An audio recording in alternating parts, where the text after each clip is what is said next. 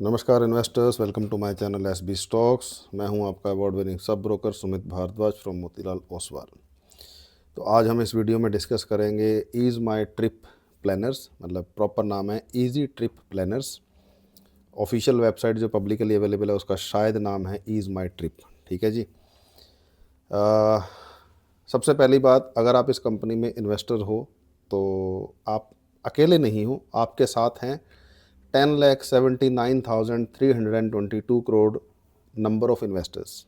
ठीक है। अब किसी ने 1,000 रुपये लगाए होंगे, किसी ने लाख, किसी ने 10 लाख, किसी ने 10 करोड़, किसी ने 100 करोड़। ठीक है। अब ये डिटेल तो नहीं आती कि किसने कितने लगाए, बट हाँ ये एक पब्लिकली डेटा अवेलेबल है, नंबर ऑफ शेयर होल्डर्स। आप भी जाके चेक कर सकते हो जब भी आपको डर लगे कि यार मैं इस कंपनी में इन्वेस्ट या ट्रेड कर रहा हूँ, कहीं मैं अकेला तो नहीं हूँ, तो आप पता कर सकते हो। तो इस कंपनी में राइट नाउ जो नंबर ऑफ इन्वेस्टर्स है एज पर डेट 2 दिसंबर 2025 के हिसाब से 10,79,322। कंपनी का सेक्टर है टूर एंड ट्रेवल्स का। और अब समझते हैं कंपनी का बिजनेस मॉडल। और अगर आप नए व्यूवर हो तो चलो मैं समझा देता हूँ कि what to expect from this video.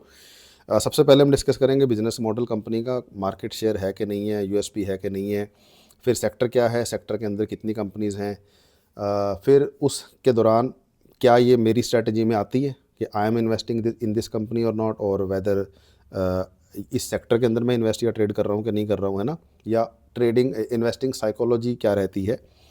और मैं अपने आइडियाज़ आपके साथ शेयर करूँगा। और पर जो डेटा होगा कंपनी से रिलेटेड या सेक्टर से रिलेटेड वो पब्लिकली अवेलेबल है, वेरीफाइड डेटा होगा, नो सीक्रेट्स। और फिर हम एंड में डिस्कस करेंगे, सॉरी उसके बाद हम डिस्कस करेंगे बिजनेस मॉडल के बाद fundamentals of the company, and then फिर हम लास्ट में डिस्कस करेंगे टेक्निकल। और बीच में और भी बातें करेंगे। तो अगर आपको लाइट हार्टेड कन्वर्शन सिंपल भाषा में पसंद है और रियल डेटा पसंद है, चिकनी चुपड़ी बातें पसंद नहीं है, तो this video is for you. And this will help you to become a good investor, और आपकी ज़िंदगी आसान इन द स्टॉक मार्केट करने में हेल्प करेगा। और before starting disclaimer, this video is just for education purpose, not a tip और advice. कुछ भी डिसीजन लेने से पहले अपने सेबी अप्रूव्ड एडवाइज़र से कंसल्ट जरूर करें। तो स्टार्ट करते हैं। ईज़ माई ट्रिप जो है is a full service online travel tech platform, जिसको OTA बोलते हैं, offering booking across flights, hotels, trains, buses, holiday packages, taxis and other travel services, aiming to be a one stop travel solution. ठीक है। The company distinguishes itself with a zero convenience free no hidden cost pricing model. ठीक है जी। वो कहते हैं कि हम convenience free बिल्कुल भी नहीं लेंगे आपसे, और कोई भी सरप्राइजिंग या हिडन कॉस्ट जो कि नॉर्मली प्लेटफॉर्म्स यूज़ करते हैं हम आपके साथ बिल्कुल भी नहीं करेंगे। So it leverages a hybrid distribution strategy. Besides online booking, it supports a large number of registered travel agents. ठीक है। मतलब ये नहीं कि सिर्फ ऑनलाइन है तो वेबसाइट बना के छोड़ दिया।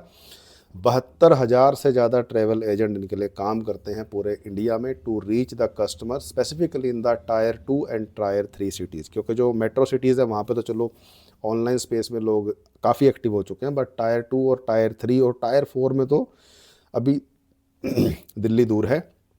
अभी अच्छी बात है कि बुरी बात है, कमेंट करके आप बता सकते हैं। EMT, अब हम कंपनी का नाम जो है वो थोड़ा ईज माई ट्रिप को शॉर्ट फॉर्म लेंगे। EMT pursues diversification beyond just flight booking. Over the past years it has expanded aggressively into hotels and holiday packages, जैसे कि ट्रेन्स, बसेज, इंटरनेशनल ट्रेवल्स, नीश टूरिज्म वर्टिकल, जैसे कि नीश tourism क्या होता है कि स्पिरिचुअल टूरिज्म के पैकेजेस बना देना, बैटल फील्ड टूरिज्म, मतलब किसी को वो कोई चाहता है कि जी मैं तो मिलिट्री ट्रेनिंग वाली फीलिंग लूँ थोड़ी सी, तो ऐसे होटल्स इंडिया के अंदर या बाहर अवेलेबल है।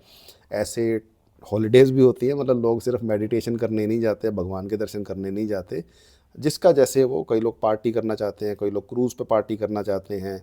जैसे मेरे को पर्सनली पहाड़ पसंद हैं और मेडिटेशन पसंद है, फ़ोटोग्राफी पसंद है, तो मैं किसी क्राउडेड सिटी के मुकाबले एक एक मतलब अकेला रहना ज़्यादा पसंद करता हूँ मैं पर्सनली, और वो भी पहाड़ों के ऊपर।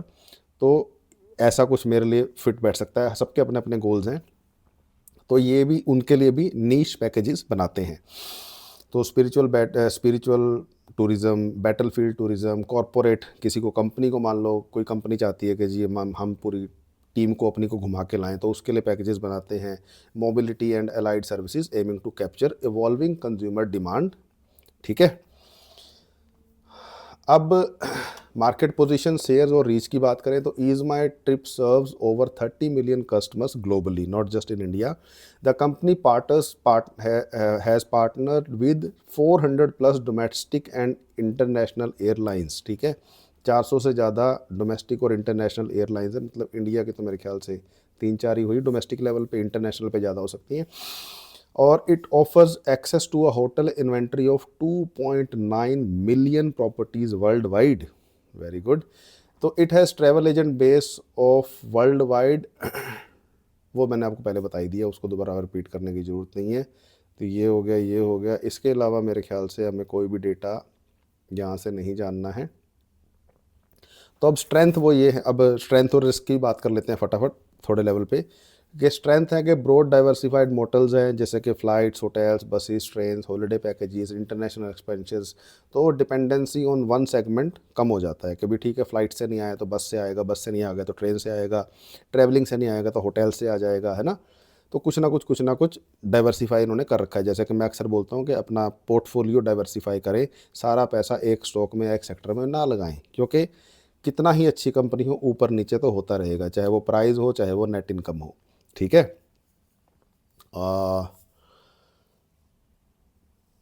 अब इसमें प्रेशर ये है कि एयर टिकटिंग बिजनेस प्रेशर में है, और डाइवर्सिफिकेशन और जो एग्रेसिव एक्सपेंशन कंपनी कर रही है उसके लिए लगता है पैसा, उसके लिए लगता है समय। और जब तक वो रिजल्ट फ्रूटफुल नहीं होते, मतलब जैसे कि आपने पेड़ उगाया और जब तक वो पेड़ नहीं उगता तब तक आप फल भी नहीं खा सकते और पेड़ को भी नहीं काट सकते। तो बिज़नेस कोई भी हो, हर जगह का यही एक थोड़ा सा पंगा रहता है बेसिकली। तो ये इसके रिस्क हैं, और ये कोई भी एग्रेसिवली ग्रोइंग बिजनेस होगा तो उसमें प्रॉफिट और लॉस बाद में आता है, सबसे पहले आ जाती है कि इस चीज़ को एफिशिएंटली मैनेज करना। तो बस ठीक है, इतना डेटा हमारे लिए बहुत है। अब हम चलते हैं सेक्टर की तरफ। सेक्टर है tours and travels. Total companies जो लिस्टेड हैं right now as per dated 2 दिसंबर 2025 के डेटा के हिसाब से मैं बात कर रहा हूँ, तो टोटल कंपनीज हैं 18।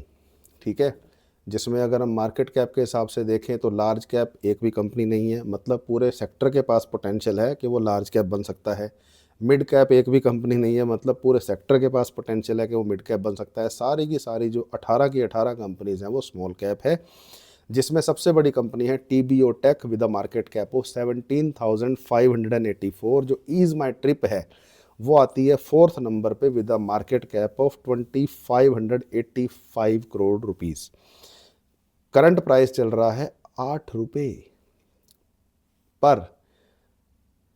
कंपनी पे प्लेज है 5.24 की, डेप्ट है 0.05 की, नेट इनकम एनुअली है 107 करोड़ रुपीस की, और net income quarterly latest result के हिसाब से -32.71, मतलब 32 करोड़ रुपए का घाटा।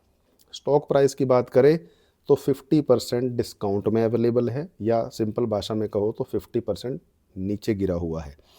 ठीक है, अगेन नॉट अ टिप और एडवाइस, मैं जो भी डेटा शेयर कर रहा हूँ पब्लिक के लिए अवेलेबल है, you can check it yourself. मैं नहीं कह रहा खरीदो, मैं नहीं कह रहा बेचो, क्योंकि as an award winning sub broker from Motilal Oswal मेरा काम है आपको सिस्टम समझाना और अपनी तकलीफ दूर करना। मुझसे अक्सर लोग पूछते हैं जी आप कंटेंट बनाना क्यों शुरू किया, तो मैं कहता हूँ यार लोग मुझसे ना अजीब अजीब सवाल पूछते थे, बेसिक सवाल पूछते थे। मैं उनको बोलता भी था कि भैया यूट्यूब पे चले जाओ, इंस्टाग्राम पे चले जाओ, गूगल कर लो, चैट GPT से पूछ लो। कहते थे नहीं आप ही बताओ।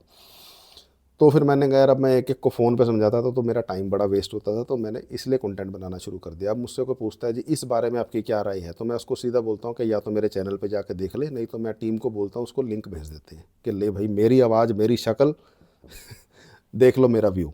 ठीक है, और उसके बाद अगर कोई फिर भी, वैसे तो कोई डाउट रहता नहीं है क्योंकि I try to cover pretty much everything, और इसी वजह से मैंने शॉर्ट्स बनाना काफ़ी कम कर दिया, फुल वीडियोस पे ज़्यादा फोकस है ताकि मैं और डिटेल में बात कर पाऊँ, क्योंकि शॉर्ट वीडियो में 15 सेकंड, 2 सेकंड, 3 मिनट में कुछ बात नहीं हो पाती है, 2-3 मिनट में तो इंट्रो ही बनता है। तो कहने का मतलब सिर्फ यही है कि अपना एक सिस्टम बनाइए, जैसे कि मैं बार बार बोलता हूँ। सबसे पहले अपने आप से सच बोलिए, कॉमन सेंस यूज़ कीजिए, समय है, नॉलेज है तो खुद काम कीजिए, नहीं है तो hire a SEBI approved advisor and broker, और सर्टिफिकेशन चेक करें, क्योंकि मोस्टली हो क्या रहा है, लोग ऑनलाइन स्पेस में जाते हैं, मतलब दो तरह से मैक्सिमम लोगों के डीमेट अकाउंट खुलते हैं, या तो बैंक से या ऑनलाइन स्पेस से।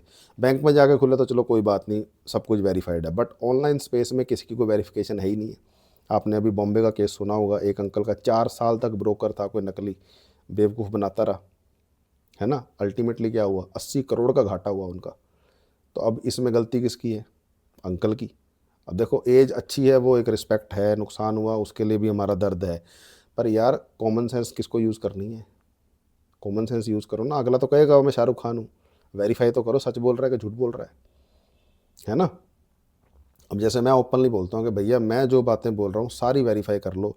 जिस भी शहर में रहते हो, ऑन एन एवरेज 80% हर शहर में, हर गांव में, हर कस्बे में, बड़ा छोटा शहर, टायर 1 हो, 2 हो, 3 हो, हमारा मोतीलाल ओसवाल का ऑफिस है। मैं जो जो बातें बोलता हूँ आप वहाँ जाके वेरीफाई कर सकते हो कि मैं award winning sub broker Motilal Oswal से हूँ कि नहीं हूँ, ठीक है। तो कहने का मतलब ऐसे ही आप सबके साथ कीजिए। अब ये बात बोलने का मकसद मुझे अपनी तारीफ़ करने का शौक़ नहीं है, बट मैं आपको एक सिस्टम बता रहा हूँ कि कोई भी बंदा आपसे कल का आपसे बात करे कि जी मैं ये हूँ, तो उसको वेरीफाई तो करो।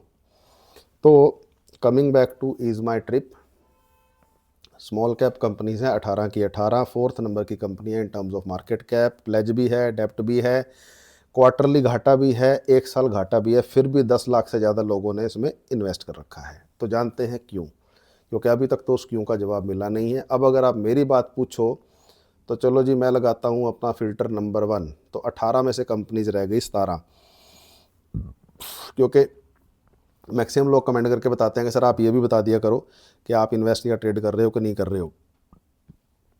तो और ये बताने का मकसद सिर्फ यही है कि भाई अगर मैं आपको बोलता हूँ कि भाई स्ट्रक्चर बनाओ, तो ऐसा नहीं है कि मैं खुद स्ट्रक्चर नहीं बना रहा, मैं भी स्ट्रक्चर बना रहा हूँ। देखो मैंने एक फ़िल्टर बनाया, एक कंपनी उड़ गई, अब मैं दूसरा फ़िल्टर लगाया तो 17 कंपनीज उड़ गई, सिर्फ एक कंपनी बची है। अब उस कंपनी का नाम मैं ले नहीं सकता, ठीक है। चलो देखते हैं अब ये कंपनी भी टिकती है कि नहीं टिकती है।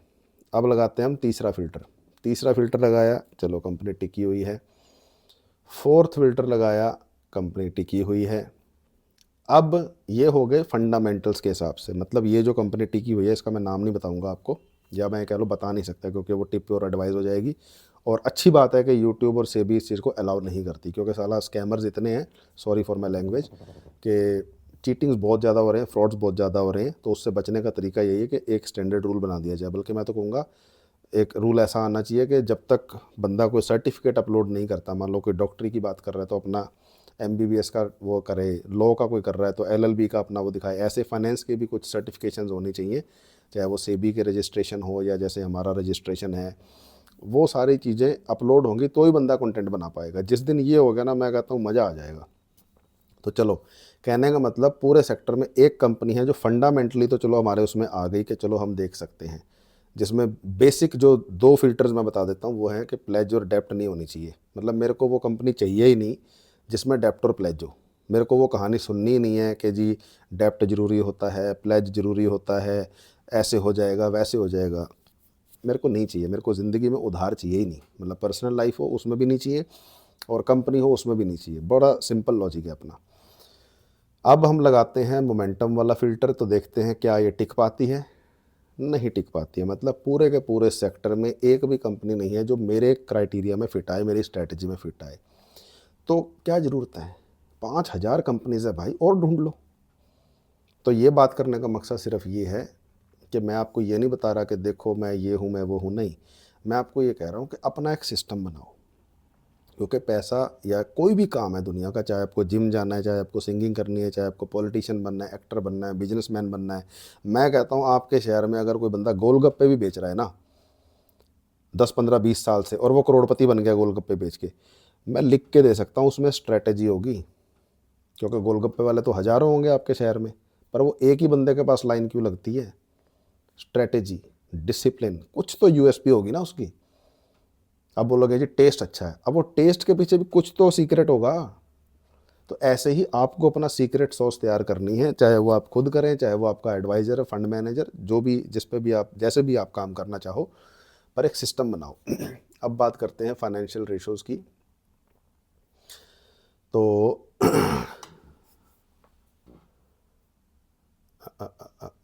ओवरव्यू,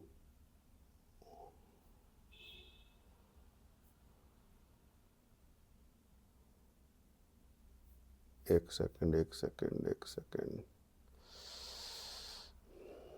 चलिए जी, ओवरव्यू पे चलते हैं।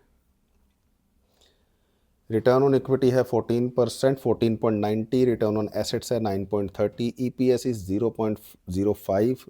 बुक वैल्यू है 2.03 की। Net profit margin is 18%। स्वॉट एनालिसिस की बात करें तो स्ट्रेंथ है 5, वीकनेस है 15, अपॉर्चुनिटी है 0 और थ्रेट है 1। ठीक है, इसको डिटेल में आगे डिस्कस करेंगे। अब बात करते हैं, मैं सारी रेशोज़ बताऊंगा जितनी भी होती हैं धरती पे, आपको जो उनसे अच्छी लगते हो आप वो डेटा कंज्यूम कर लेना। सब कुछ रियल डेटा है एज ऑफ डेट 2 दिसंबर 2025 के हिसाब से। तो नेट सेल्स स्टेबल हैं, ऑपरेटिंग एक्सपेंसेस बढ़ रहे हैं, ऑपरेटिंग प्रॉफिट घट रहा है, अदर इनकम थोड़ी सी बढ़ रही है, स्टेबल है, डेप्रीसिएशन रेशो बढ़ रही है, इंटरेस्ट स्टेबल है, प्रॉफिट बिफोर टैक्स डिक्लाइनिंग है, एक्सेप्शनल आइटम्स वॉलेटाइल हैं, पीबीटी स्टेबल है, प्रोविजन फॉर टैक्सेशन स्टेबल है, नेट प्रॉफिट फ्लक्चुएटिंग है थोड़ा सा बट स्टेबल है, net profit after MI is also stable, EPS is declining heavily, operating margin crush हो रहे हैं, नेट प्रॉफिट मार्जिन भी घट रहा है। अब देखते हैं शेयर होल्डिंग पैटर्न। तो प्रमोटर के पास है 47.7% का स्टेक। प्रमोटर ने सितंबर 2024 में काफ़ी सेलिंग करी थी, उसके बाद स्टेबल है या थोड़ा सा डिक्लाइनिंग है, मतलब अभी भी थोड़ा थोड़ा बेच रहा है प्रमोटर, पर बाइंग के तो कोई दूर दूर तक संकेत नहीं है। Still promoter has 47.7%। अब 47.7% ठीक है आपके हिसाब से, या आपको लगता है कि जो एक ऑन एन एवरेज बोला जाता है कि 72, 75 या at least 55% of the ratio promoter के पास होना चाहिए। तो एक तो ये रेशो है। एक लोग बोलते हैं कि नहीं जी नहीं, कितने बड़े बिजनेसमैन हैं जो सिर्फ 10% ही इक्विटी होल्ड करते हैं कंपनी में, फिर भी दे आर वेरी गुड। तो आप किस माइंडसेट के हो, कमेंट करके बताइए। FII के पास है 0.5% का स्टेक और FII भी सेल कर रहा है एज ऑन मार्च 2025 के हिसाब से। पब्लिक के पास है 2.5% का स्टेक और पब्लिक भी बेच रही है दिसंबर 2024 से। और कमाल की बात है, शुक्र है कि FII का डेटा पब्लिक के साथ मैच हुआ, नहीं तो on an average share holding pattern जब हम किसी भी कंपनी का देखते हैं तो FII सेल कर रहा होता है, पब्लिक खरीद रही होती है, FII बाई कर रहा होता है तो पब्लिक बेच रही होती है। तो चलो अब हम बात करते हैं अदर्स। तो DII के पास म्यूचुअल फंड इसमें अभी है ही नहीं है, तो अदर जो है उनके पास है 49.3% का स्टेक। अब ये अदर्स कौन है ये पता करना जरूरी है।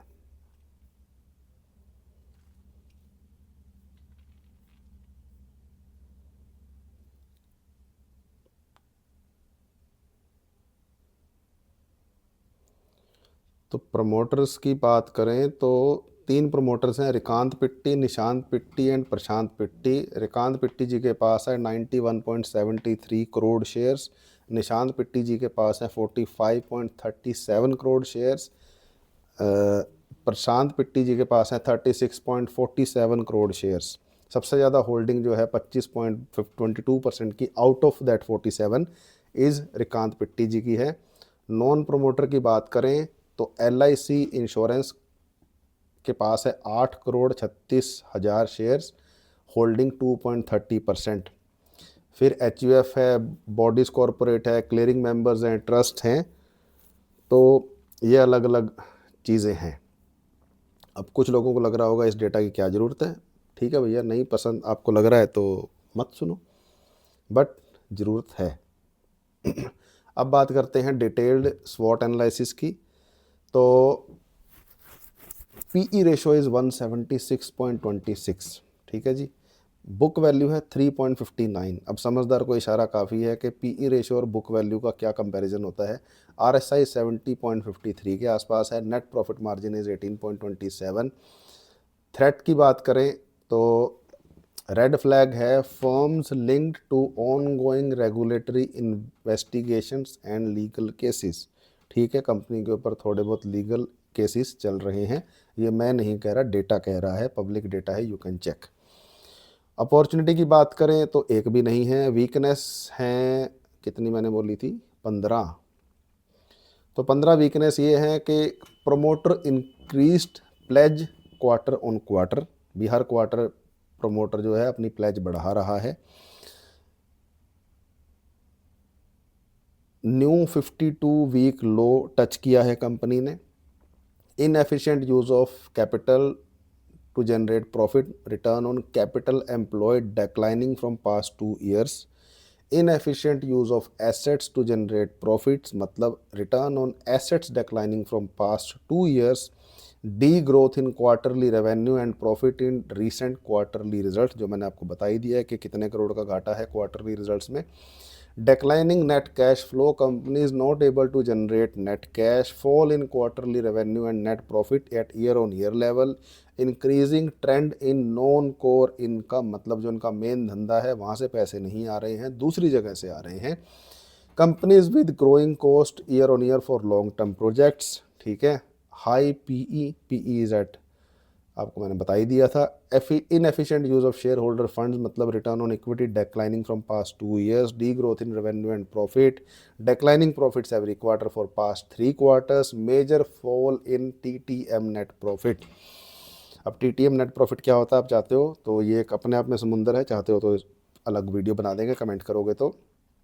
एंड प्रॉफिट मेकिंग से लॉस मेकिंग कंपनी की तरफ बढ़ रही है ये कंपनी। अब कुछ स्ट्रेंथ भी हैं, तो सबसे पहले स्ट्रेंथ है technical, that is MACD crossover above signal line, companies with low डेप्ट है बट कम है, हाई वॉल्यूम हाई गेन, मतलब वॉल्यूम एकदम से बढ़ गया है कंपनी के अंदर टेक्निकल चार्ट के हिसाब से, मतलब जितनी भी स्ट्रेंथ है वो टेक्निकल है, फंडामेंटल अभी एक भी नहीं है।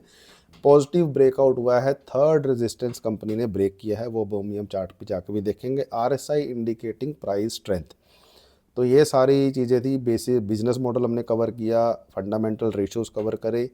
अब हम चलते हैं लेटेस्ट न्यूज़ के ऊपर, जो कि 2 दिसंबर 2025 को आई थी, कि शेयर आया मोमेंटम में क्योंकि company introduced winter carnival sale offering cost effective fares and accommodation discounts on flights, hotels, buses and cabs and holiday packages starting at 7,999 till December 9 दिसंबर तक इन्होंने ये लॉन्च किया है। Customers can avail deals using promo code carnival, ठीक है, extra savings with specific credit cards and winning giveaways. तो अच्छी बात है, और यही न्यूज़ सुन के मैक्सिमम लोगों ने इसमें पार्टिसिपेट भी किया होगा, जिसकी वजह से वॉल्यूम बढ़ा, प्राइस अप्रिशिएट हुआ। पर अब यही देखना है कि जो क्वार्टरली घाटा है वो कवर होता है कि नहीं होता है, और ये ऐसे कब तक चलेगा। और अगर हम देखें टेक्निकल चार्ट की, पिछले एक साल का जो चार्ट है वो डिक्लाइनिंग है।